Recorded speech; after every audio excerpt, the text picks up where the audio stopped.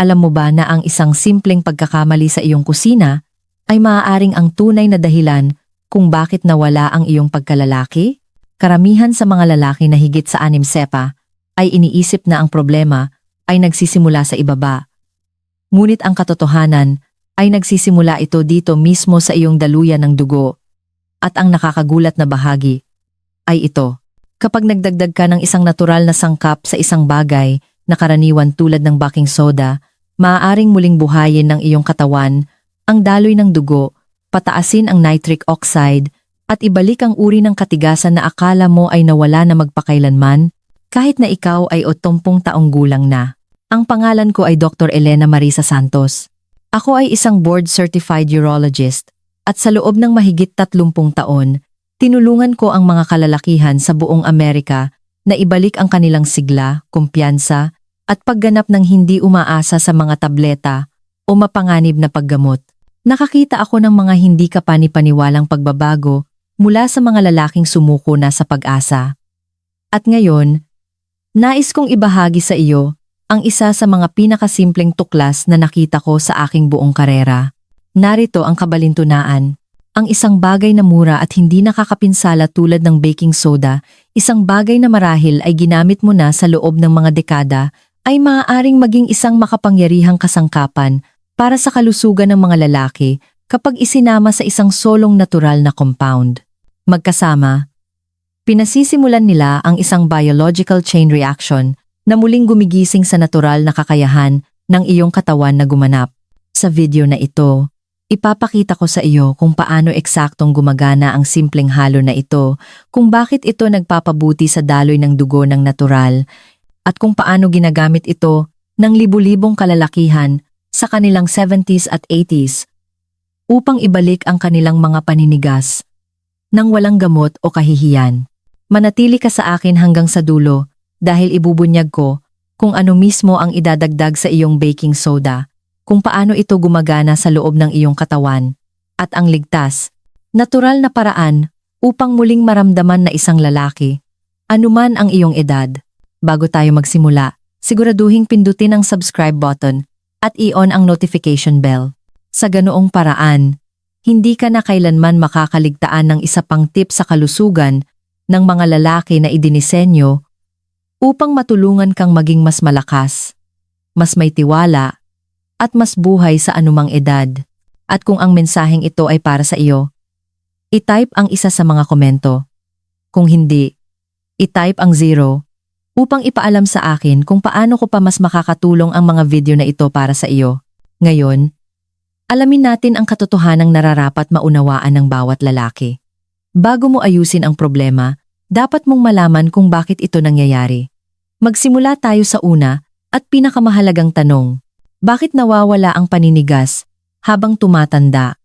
At ano ba talaga ang nangyayari sa loob ng iyong katawan kapag nangyari iyon? Isa, bakit nawawala ang paninigas habang tumatanda? Noong mas bata ka pa, ang paninigas ay hindi isang bagay na kailangan mong isipin. Ito ay automatiko. Ang iyong katawan ay tumutugon ng natural, may tiwala, nang walang pag-aalinlangan.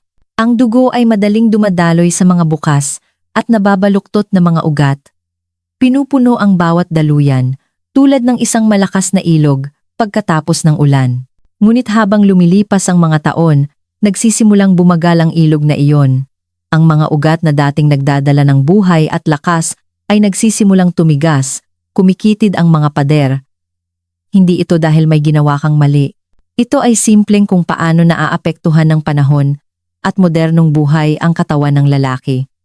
Stress, mga naprosesong pagkain, kakulangan sa paggalaw, kahit na mga gamot, bawat isa ay nagiiwan ng marka sa iyong mga daluyan ng dugo.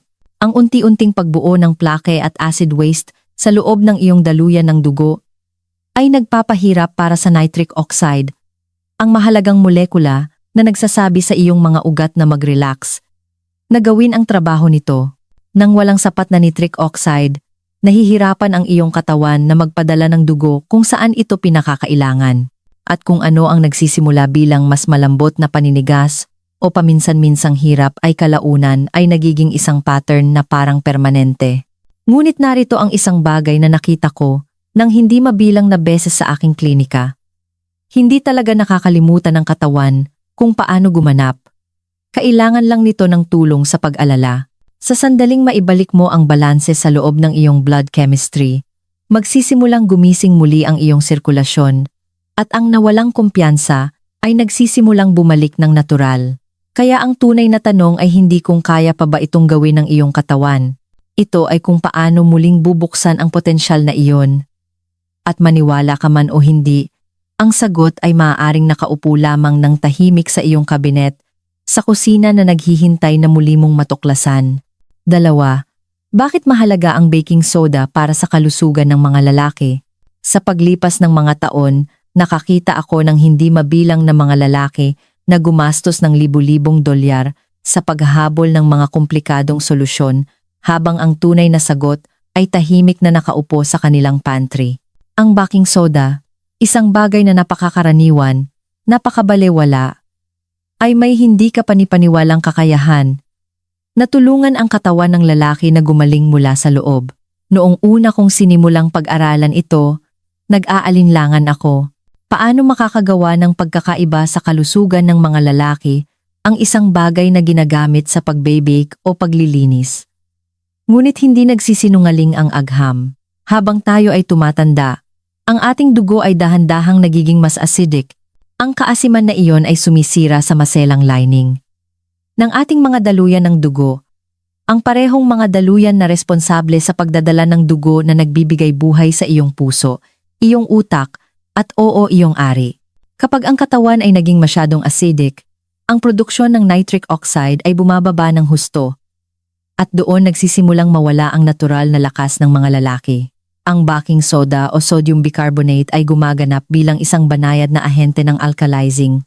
Ito ay tumutulong na i-neutralize ang labis na asido, sumusuporta sa iyong mga bato, at lumilikha ng isang mas malusog na kapaligiran para sa iyong dugo na malayang dumaloy muli. Nakakita ako ng mga pasyente na nagsimulang gumamit nito sa maliliit at kontroladong halaga na nakapansin ng tunay na mga pagbabago.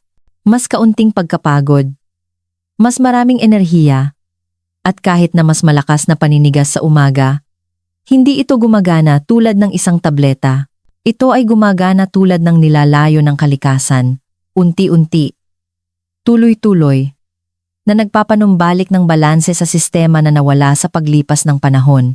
At narito ang hindi na pagtatanto ng karamihan. Kapag pinagsama mo ang baking soda sa isang simpleng natural na sangkap, ang kapangyarihan nito ay dumarami. Magkasama silang lumilikha ng isang kemikal na reaksyon sa loob ng iyong katawan na nagbubukas ng mga daluyan ng dugo at muling gumigising sa iyong sigla bilang lalaki. Kaya, pag-usapan natin ang tungkol sa lihim na sangkap na iyon. Ang isa na ginagawang isang mabisang kasangkapan, ang pang-araw-araw na pulbos na ito para sa pagpapanumbalik ng pagkalalaki. 3. Ang lihim na karagdagan. Katas ng lemon.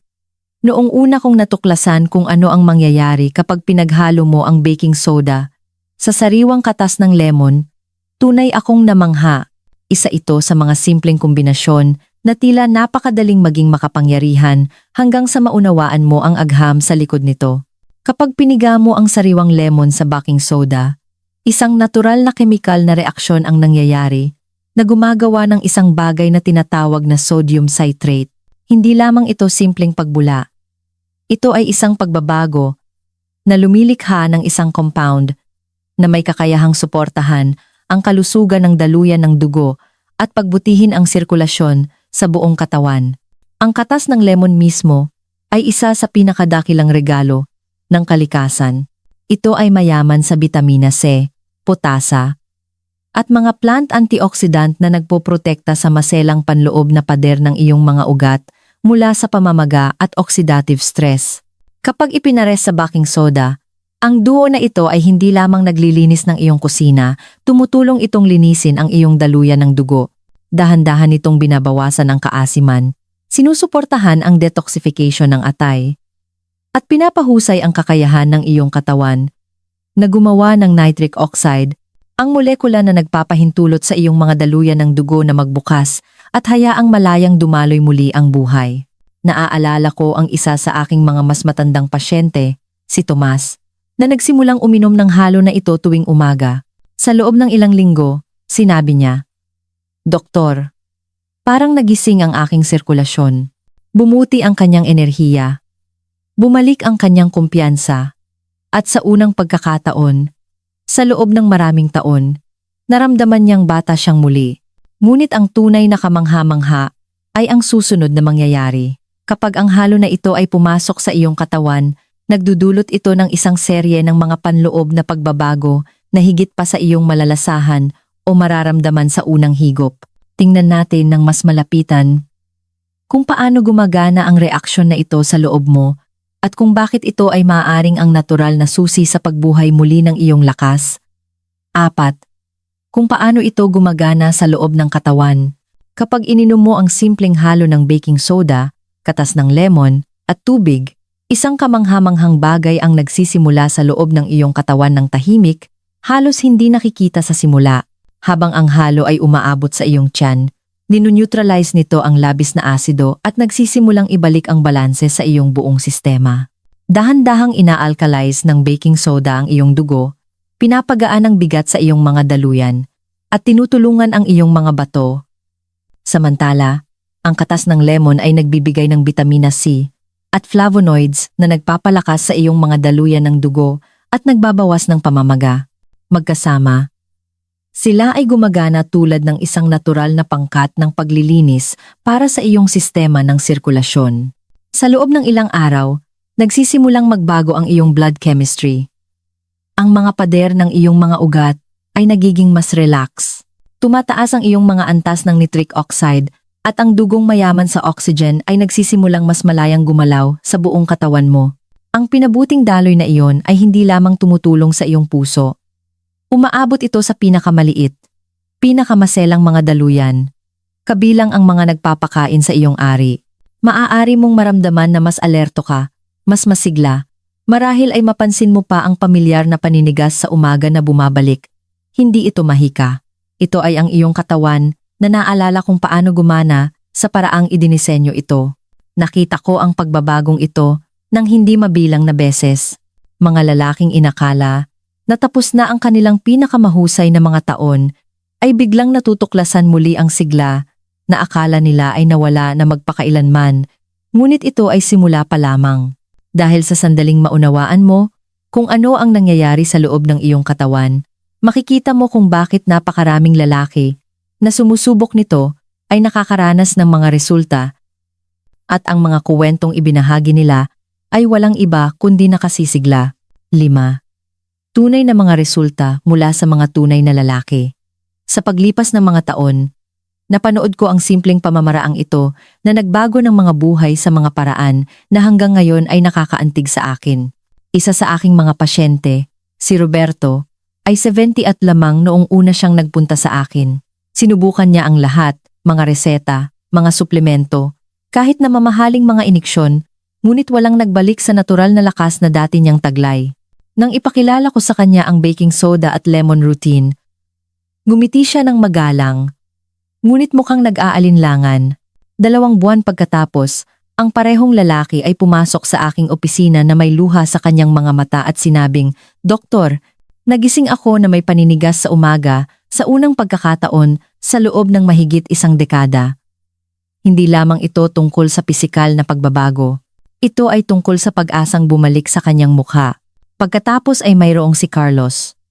72. Isang retiradong guro na nahihiya kahit na pag-usapan ang kanyang kondisyon.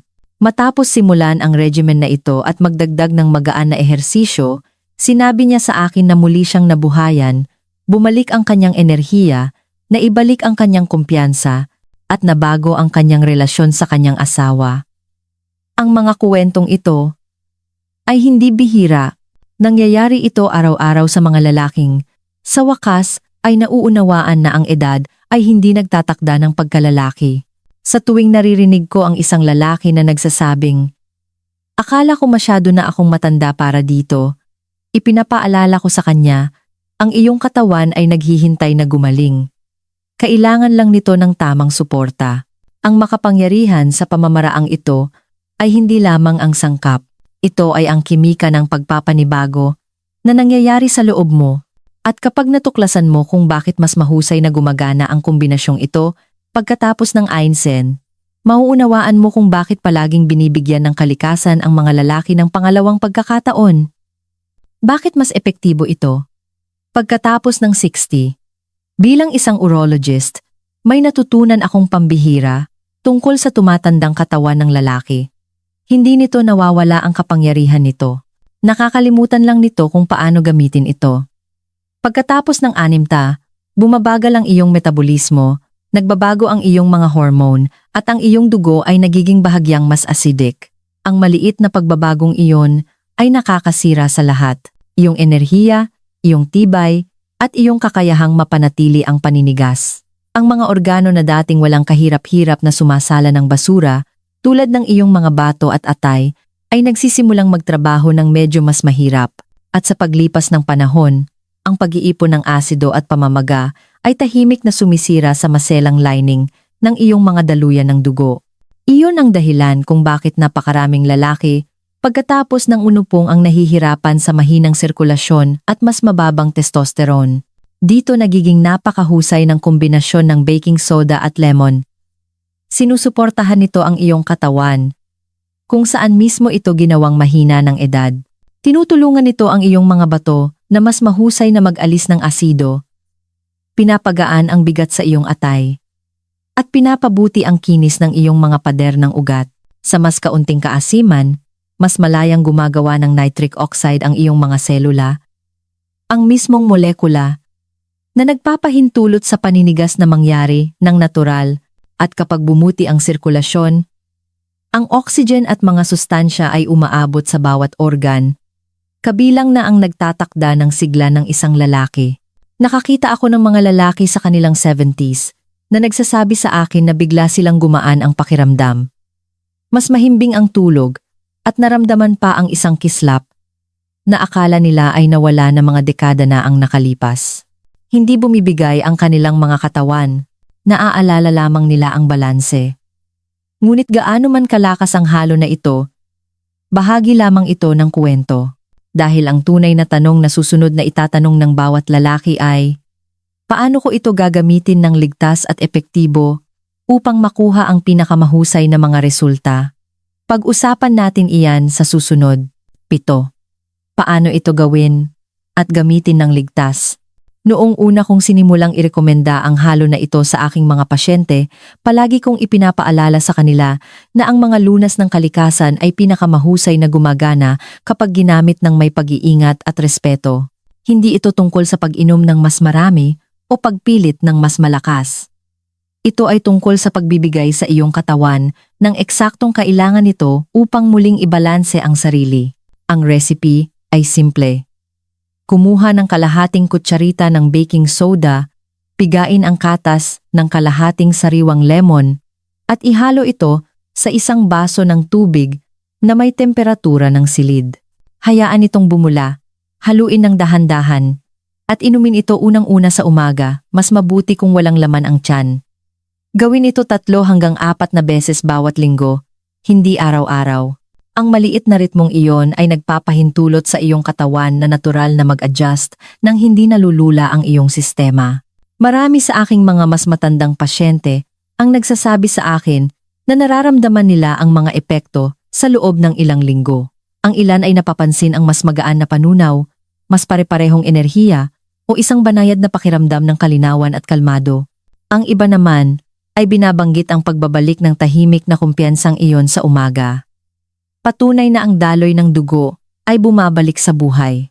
Ngunit ang tunay na nagpapagana nito ay ang pagiging pare-pareho, hindi ang bilis. Ang pagpapagaling sa katawan ng lalaki sa yugtong ito ng buhay ay tungkol sa pasensya at balanse, hindi sa mga mabilisang solusyon. Siyempre, palagi akong nagpapayo ng pag-iingat. Kung mayroon kang mga isyu sa bato, hindi kontroladong presyon ng dugo, o umiinom ng ilang partikular na gamot, kausapin muna ang iyong doktor. Ito ay tungkol sa pagpapanumbalik, hindi sa panganib. At sa sandaling simulan mo ito ng ligtas, magsisimula mong maramdaman ang pagtugon ng iyong katawan sa mga makapangyarihang paraan. Ngunit ang totoo Ang pisikal na paggaling ay kalahati lamang ng paglalakbay. Ang kabilang kalahati ay emosyonal. At doon nagsisimula ang tunay na pagbabago. 8. Ang emosyonal na katotohanan, pagbawi ng dignidad at kumpiyansa. Pagkatapos ng 30 taon ng paggamot sa mga lalaki, natutunan ko na ang erectile dysfunction ay bihirang isang pisikal na kondisyon lamang. Ito ay malalim na emosyonal. Nakita ko ang sakit sa mga mata ng isang lalaki kapag sinabi niyang pakiramdam niya ay nawalan siya ng isang bahagi ng kanyang sarili. Ang pagkabigo, ang kahihiyan, ang tahimik na distansya na lumalaki sa pagitan ng mag-asawa. Maaari nitong unti-unting sirain ang kumpiyansa tulad ng tubig na umuukit sa bato. At gayunpaman, ang lagi kong sinasabi sa aking mga pasyente ay ito, ang iyong halaga, ang iyong pagkalalaki, ang iyong pagkakakilanlan, bilang isang lalaki ay hindi nawawala sa pagtanda. Natatabunan lamang sila sa ilalim ng mga taon ng stress, pagkabigo at katahimikan. Kapag nagsimulang bumalik ang daloy ng dugo at nagsimulang tumugon muli ang katawan, isang makapangyarihang bagay ang nangyayari. Makikita mo ito sa paraan ng pagtayo ng isang lalaki ng mas matangkad sa kislap na bumabalik sa kanyang boses. Sa maliit na pribadong ngiti na nagsasabing, "Ako pa rin ito." Ito ang hitsura ng tunay na paggaling. Hindi lamang ito tungkol sa mas malakas na paninigas. Ito ay tungkol sa pagpapanumbalik ng dangal at kumpiyansa na nagpaparamdam sa isang lalaki na buo siya. Nasaksihan ko ito ng napakaraming beses na hindi ito tumitigil sa pag-antig sa akin. Ang unang sandali na sinabi sa akin ng isang pasyente, "Doktor, pakiramdam ko ay ako na ulit," ay mas mahalaga kaysa sa anumang reseta na naisulat. At narito ang katotohanan. Sinusunod ng iyong katawan ang iyong isip. Kapag naniniwala ang iyong espiritu sa paggaling, nakikinig ang iyong katawan. Iyon ang dahilan kung bakit ang susunod na bahagi ay kasing halaga ng mismong halo.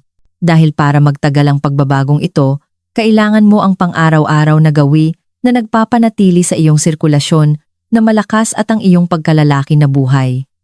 Pag-usapan natin iyan sa susunod. 9. Mga sumusuportang gawi sa pamumuhay. Sa paglipas ng mga taon, naunawaan ko na walang iisang lunas ang makapagpapanumbalik sa lakas ng isang lalaki kung ang kanyang pang-araw-araw na gawi ay tahimik na kumakalaban sa kanya. Ang totoo ay laging nakikinig ang katawan sa kung ano ang iyong kinakain, kung paano ka gumagalaw, kung paano ka nagpapahinga, at maging sa kung ano ang iyong pinaniniwalaan tungkol sa iyong sarili. Kapag nagsimulang gumamit ang mga lalaki ng halo ng baking soda at lemon, palagi kong ipinapaalala sa kanila na hindi lamang ito isang inumin. Ito ay isang senyales sa katawan na darating. Ang pagbabago at oras na para suportahan ang pagbabagong iyon sa pamamagitan ng maliliit at pare-parehong mga pagpili. Magsimula sa hydration. Karamihan sa mga lalaki ay hindi na pagtatanto kung paano pinapalapot ng dehydration ang dugo at pinapabagal ang sirkulasyon. Ang pag-inom ng sapat na tubig, mga 6 hanggang 8 baso sa isang araw, ay tumutulong sa iyong puso at mga ugat na manatiling malambot. Sunod, igalaw mo ang iyong katawan araw-araw, kahit na ito ay isang maikling paglalakad lamang pagkatapos ng almusal. Ang paggalaw ay gamot para sa daloy ng dugo at pinapanatili nitong bukas at buhay ang mga daanan patungo sa iyong pagkalalaki. Kumain ng mga pagkain na natural na nagpapalakas ng nitric oxide tulad ng beets, spinach, at pomegranates.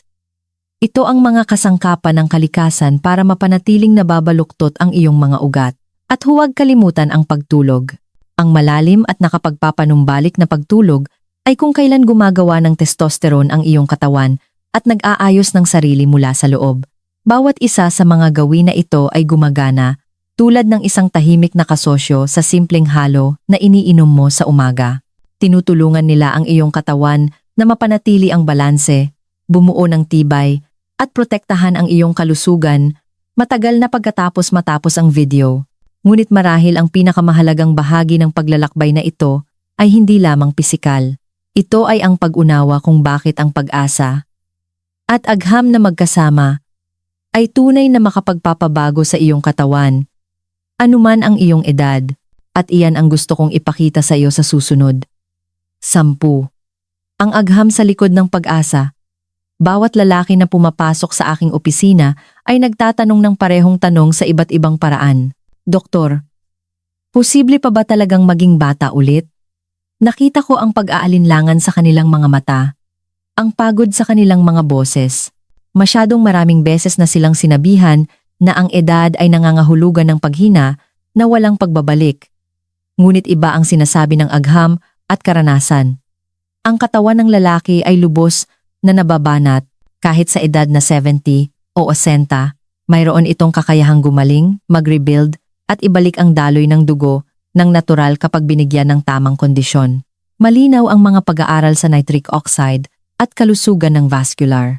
Kapag binawasan mo ang pamamaga, binalanse ang pH, at dinagdagan ang daloy ng oxygen, tumutugon ang iyong mga ugat na para bang binigyan sila ng pangalawang buhay. Napanood ko ang mga lalaki na halos hindi makaakyat ng hagdanan na nagsimulang muling magkaroon ng tibay at lakas sa pamamagitan lamang ng pagpapabuti ng sirkulasyon. At ang mas kahanga-hanga ay kung gaano kabilis tumugon ang katawan sa sandaling magsimula ang prosesong iyon.